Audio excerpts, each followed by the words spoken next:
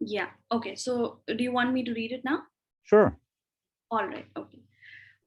This past February, I hired a cab for a pandemic fatigue trip with a friend to the Himalayan hills in Himachal Pradesh down the old Manali road.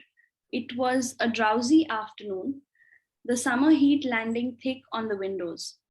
My friend and I drifted in and out of sleep as our driver wound along circuitous roads. Listening to old Hindi songs, I started counting the same old trees on the roadside, perched on the hills. Also called silk cotton trees, they blossom at the end of winter. Leafless trees holding vibrant clutches of big red flowers. Thank you so much for this nice postcard from India. You're most welcome. Towards the end of February, when we were very tired of the pandemic, of the lockdowns, of being indoors, of like doing everything on our own, of just not having, we hadn't even stepped down to any of the restaurants for any in India we don't have outdoor seating, we just have indoor seating, so there was no option for us for about like 14 months. We just did not eat out.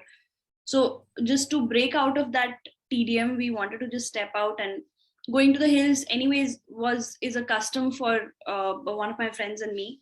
Every year around the New Year's we try to go to the hills, we try to catch a break. So this time around it happened a little late, it happened 2 months late.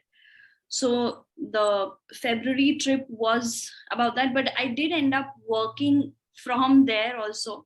It was I think a 4 or 5 day trip, but I ended up working for all those 4 or 5 days through my day hours, but I mean that's completely fine. Yeah, so it was a really good break. I feel like it was raining in the hills, and it was like when we were on our way back it was almost about to snow. So it was really very cold, and it was a great break actually.